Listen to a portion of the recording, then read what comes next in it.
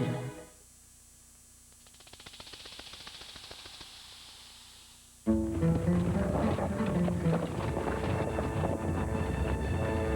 In 63 BC, the Roman general Pompey led his legions into the land of Judea.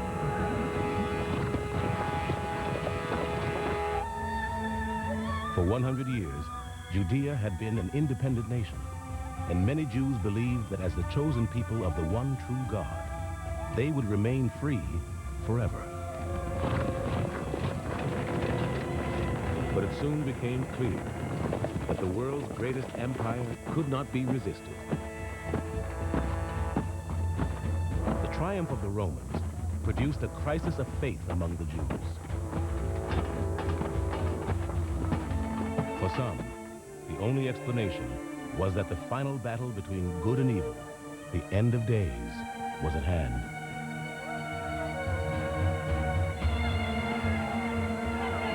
They would soon see evidence for their belief. For the years ahead in Judea would be one of the most bloody and chaotic periods in human history. This is a story of terrorists and political assassination, of brutal overlords who crucified thousands, and of the siege of Jerusalem with over 100,000 people trapped inside. But it is also the story of how, amid the chaos, two new religions began to flower. Religions that would change mankind's ideas about justice, mercy, and God.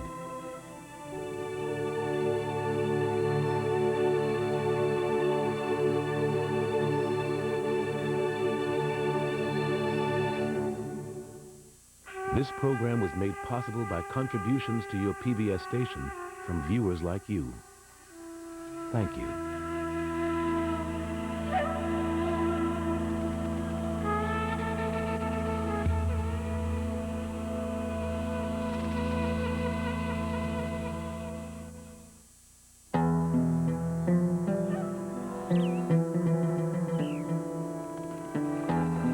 When Roman troops rushed into Jerusalem, the capital of Judea, they were unaware that they were about to meet the most extraordinary people they had ever tried to conquer.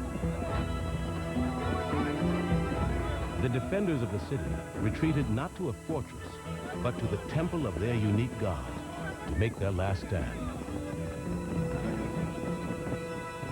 According to the historian Josephus, when the Romans attacked the temple, their commander, Pompey, was amazed by the behavior of the Jewish priests. Pompey could not but admire that they did not at all intermit their religious services, even when the temple was being attacked on all sides. Nor, indeed, even when the temple was actually being taken, did they leave off the divine worship that was appointed by their law. For the temple priests, performing the rituals that honored their God was more important than life itself.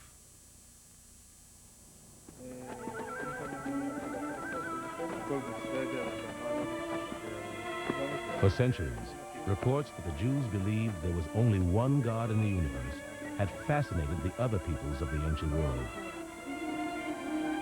And the Jews' temple in Jerusalem was famous far and wide for the amazing rituals the priests performed to worship their God.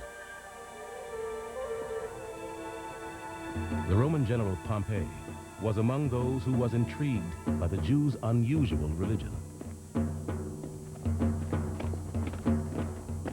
He was particularly curious to see what their mysterious God looked like.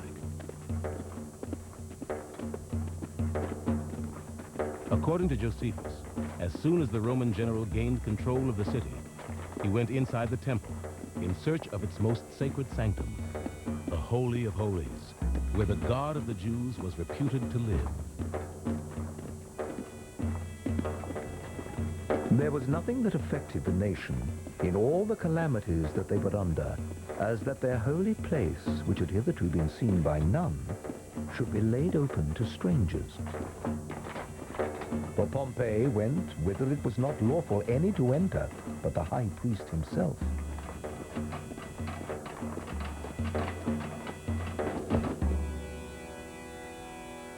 Instead of the great statue of marble or bronze that he expected, Pompey saw nothing.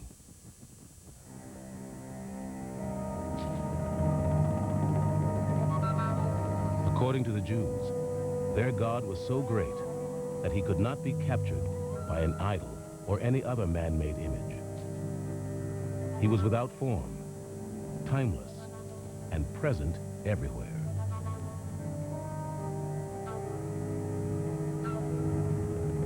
To Romans like Pompey, it was incomprehensible that the Jews would be so dedicated to the worship of a single God. Like the rest of the ancient world, the Romans had a huge pantheon of gods, but their most deeply held belief was that might made right. That conviction had won the Romans control of an enormous empire. To them, Judea was only a tiny piece in a great strategic puzzle. They needed to conquer Judea in order to gain easy access to Egypt.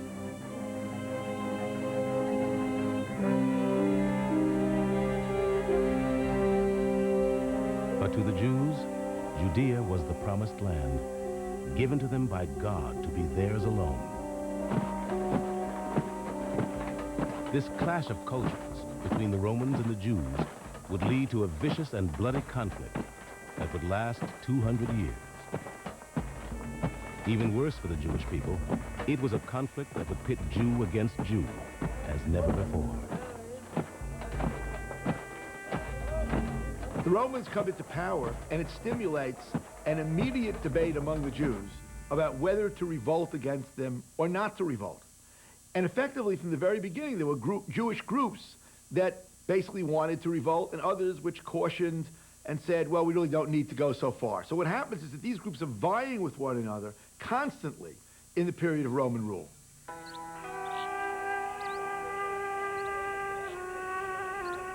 Before long, the fierce disagreements between different groups of Jews over how to deal with the Romans would trigger a Jewish civil war. The physical violence between the different factions grew from the depths of their spiritual conflict. Each group believed that it alone understood the true will of God as revealed in the Bible, and each had nothing but contempt for all who disagreed. The temple high priest and his allies formed the most wealthy and influential of the Jewish groups. The rituals that the priests had been performing for centuries had become so important to their fellow Jews that the temple was the political and economic heart of Jerusalem.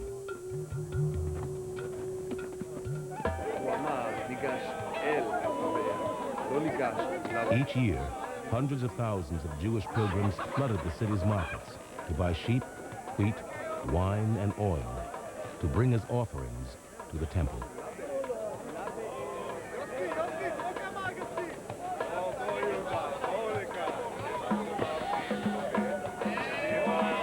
The pilgrims spent freely, for according to biblical law, offering sacrifices at the temple was the only way Jews were permitted to worship God.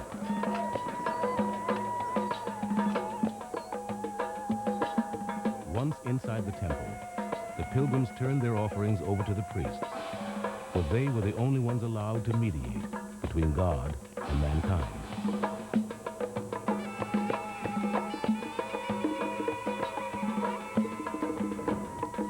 If you walked into the temple, what you would see is priests who had been designated as priests simply because their fathers were priests, only men. You would also see Levites, that is, people whose fathers were Levites who were assisting these priests. There would be animal sacrifices, there would be blood, there would be guts, there would be all of the unpleasant smells of animals being slaughtered, and you would have a real sense of life and death there.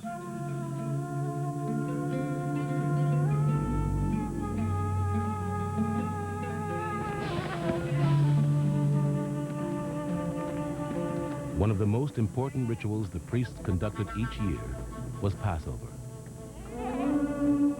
While in Jerusalem, the historian Josephus attended the festival. It is a memorial of their delivery from slavery in Egypt, and they offer more sacrifices than at any other festival. A group of at least 10 come with every sacrifice, for it is not lawful for them to feast singly by themselves. And many of us are 20 in a company.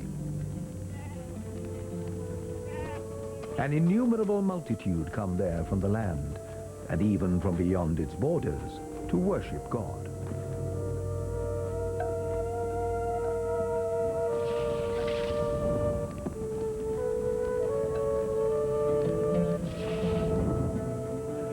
For the high priest and his allies, temple rituals like Passover were not only a spiritual outlet, but were the source of great wealth and power. So long as the Romans did not interfere with the temple, they were willing to help the Romans rule Jerusalem. But there were other Jews who believed that the high priest was a traitor.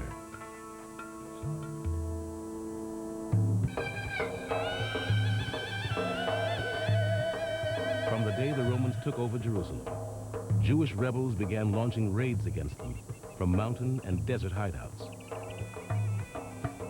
They believed that if they fought bravely enough, God would grant them a miraculous victory, as in the Bible stories of old.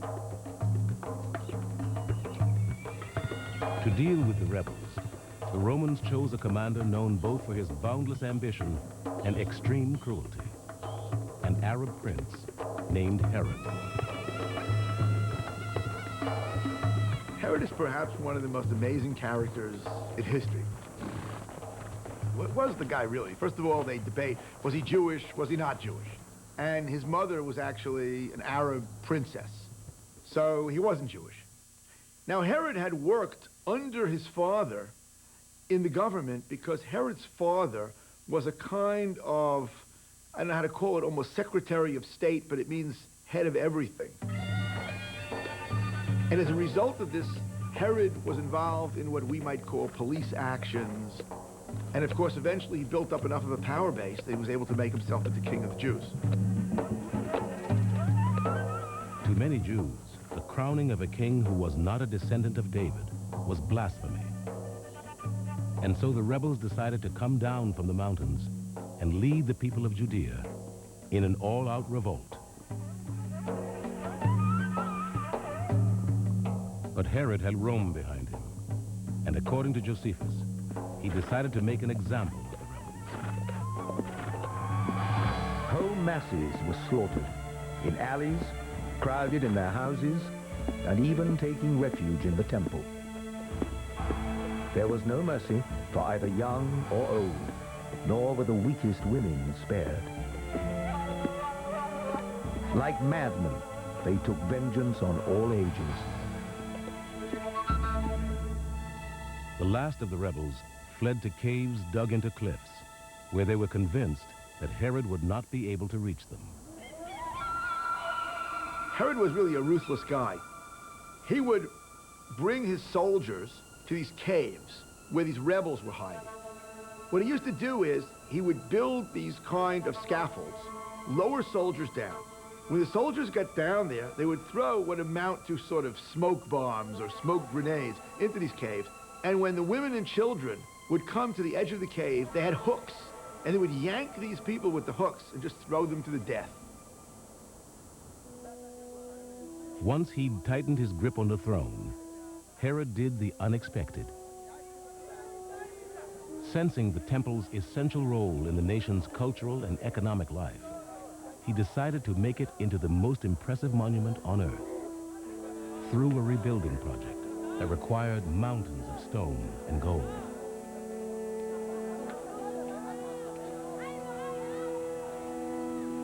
The temple in Jerusalem, first of all, was one of the great wonders of the world. Tourists came to see it. Maybe for our taste it was a little bit glitzy, but it was golden, it shimmered. People thought it was one of the most beautiful places on earth. Gentiles came to bring sacrifices, to offer gifts, because they thought that it was a place with power, that it represented something to them, God's seat on earth. And for the Jewish people, of course, it was quite literally that. It was God enthroned on earth in a place. But no temple beautification plan could make the Jewish rebels accept Herod as king of the Jews. The rebels continued to fight, and Herod continued to kill them. The endless violence was no surprise to another group of Jews who believed that God did not want them to fight the Romans. He wanted them to prepare for the end of days.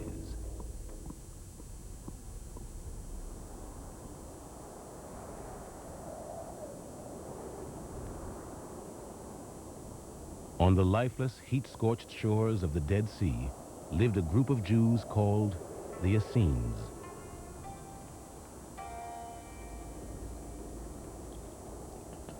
The Essenes had withdrawn from civilization into an apocalyptic landscape that reminded them at every moment that the end was near.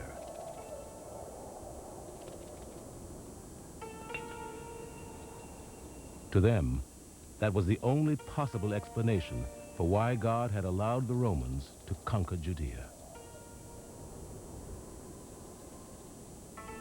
There are here deep echoes from the biblical times, reminding them that this had been a land which God had given to Israel, and he had purged it of foreigners.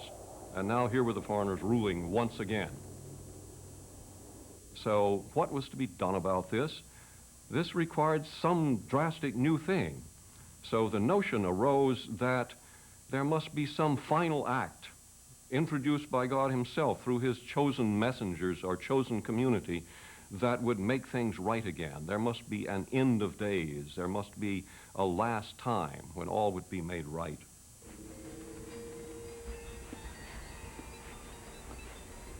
The Essenes followed the cleanliness rituals of the priesthood and rejected both sex and personal possessions. They were determined to live as perfectly as humanly possible until the end came. There are about 4,000 men who live in this way and never marry wives.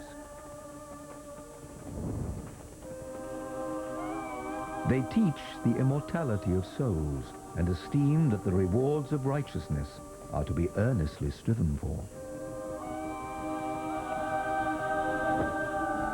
The Essenes spent much of their time making new copies of the books of the Hebrew Bible and other sacred texts, so that their eternal wisdom would survive the final battle between good and evil. They were especially drawn to the book of Daniel, which spoke of the reward that the righteous would receive after the end of days.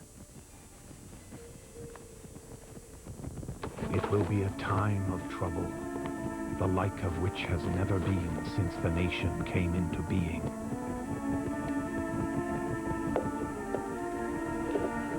At that time, your people will be rescued, all who are found inscribed in the book. And those who lead the many to righteousness will be like the stars forever. They believed that everything was preordained by God, and that when the end of days arrived, there would be a 40-year-long war between the forces of good and the forces of evil. They were the forces of good. They called themselves the sons of light. Everybody else, including the other Jews, were the forces of evil, the sons of darkness. And they believed that the outcome of this 40-year-long war was preordained, and that at the end of it, they would be the victors. The Essenes stored their writings in caves they found in the cliffs above the Dead Sea. It was a plan that showed remarkable foresight, for two of their premonitions would come true. A time of trouble more terrible than any the nation had seen was coming. And their Dead Sea Scrolls would survive it.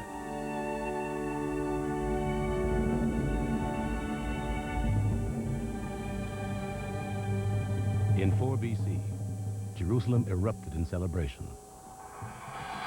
After 40 years on the throne, King Herod was dead. Now, all of those determined to throw off Roman rule saw their chance. More and more armed groups began roaming the countryside, attacking isolated Roman garrisons and looting the caravans of merchants bound for Egypt.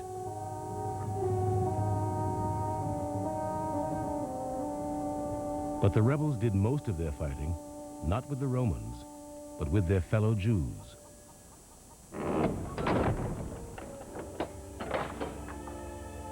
For nothing enraged the rebels more than a Jew who had abandoned Jewish traditions for Roman ones.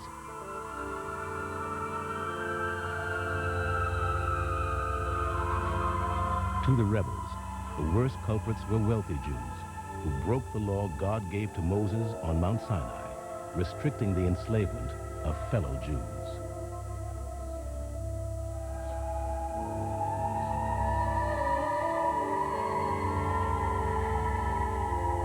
The mistreated slaves offered the rebels a perfect opportunity to add to their ranks.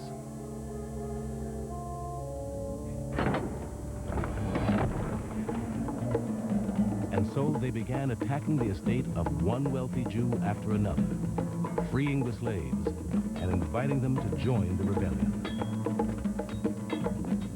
They have an unconquerable love of freedom. For them, God is the only Lord and Master. They think it little to submit to torturous forms of death and punishment of their family and friends, if only they can call no man master. In the eyes of the Romans, these Jewish freedom fighters were brigands and bandits, and that's how they're described in the ancient sources. In their own eyes and in the eyes of Jewish history, they were not bandits at all. They were like Robin Hood, or, if you will, Che Guevara. They were revolutionary figures and heroes of a resistance against a foreign oppressor. But the rebels, too weak to overthrow Rome, only succeeded in plunging Judea into chaos. For decades, the region remained trapped in a vicious cycle of Roman repression, rebel uprisings, and civil war between Jews. You've got Jewish groups, some pro-revolutionary, some anti-revolutionary, fighting within themselves. And you have at the same time Roman procurators that are rapacious, taking as much tax money as they can, and in fact not maintaining law and order.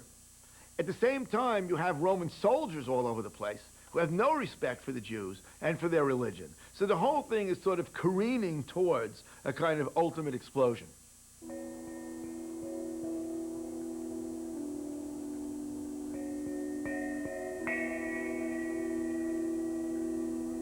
But even as most Jews fell into despair about the disaster toward which they seemed to be headed, others were proposing a very different vision of the future.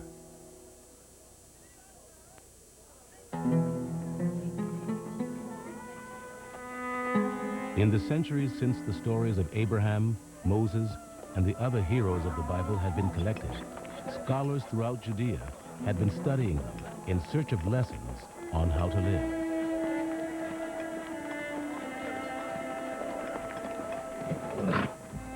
One group of scholars was called the Pharisees. The most influential of the Pharisees was Hillel. Unlike the rebels, Hillel thought the issue of who was ruling Judea was of little importance. What was important was to live one's own life honestly and ethically and treat one's fellow human beings with mercy and compassion. Hillel's philosophy was summed up in 3 simple questions.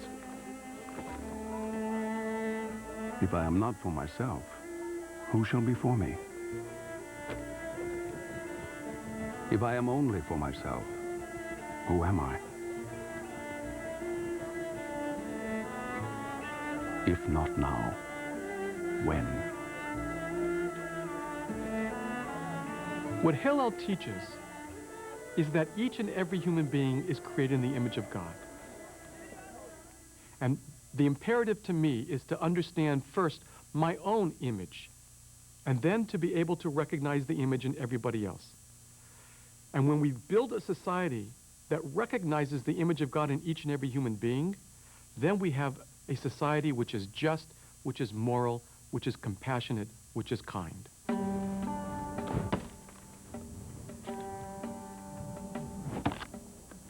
According to the stories handed down about him, Hillel was born to a wealthy family, but as a young man took a vow of poverty.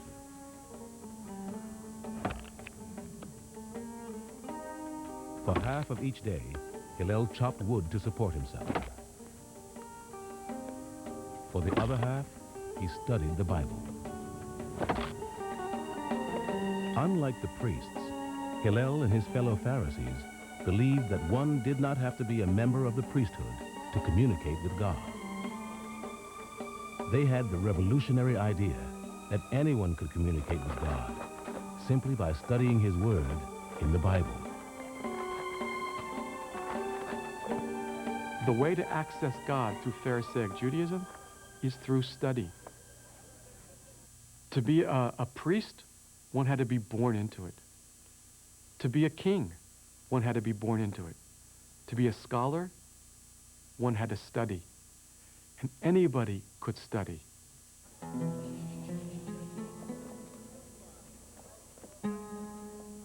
Unlike the Essenes, the Pharisees did not believe in withdrawing from the world. But how to live ethically in the might-makes-right world of the Romans was the subject of intense debate between Hillel and his great rival, Shammai.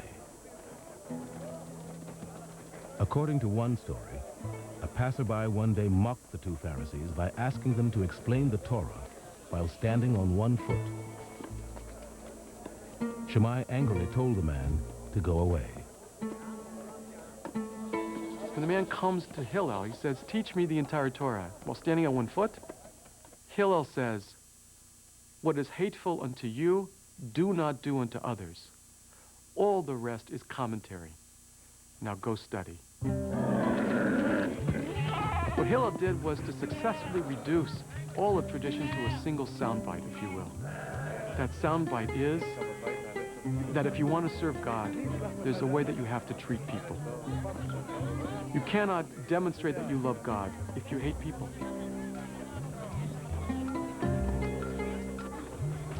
Hillel's vision of Judaism would influence many others in the years to come, including a young carpenter from Nazareth.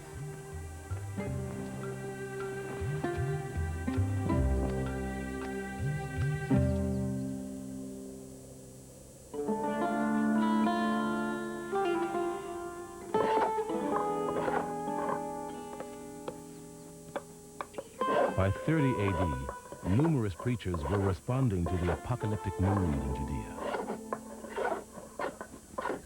Some claimed to be messiahs, come to lead a rebellion against the Romans. Others taught their followers how to live amid the violence, like Hillel. One preacher influenced by Hillel's school of Judaism was Jesus of Nazareth. Hillel's admonition to treat others as you would like to be treated became for Jesus being willing to turn the other cheek to your enemies. Most of the ethics of Jesus, the beautiful ideas that you read about in the Sermon on the Mount or on the Plain, depending on what version you want to take, these are the types of ethics that the Pharisaic rabbis, like Hillel and Shammai, were talking about. And this is something which is common to Judaism and Christianity and to our civilization as a whole.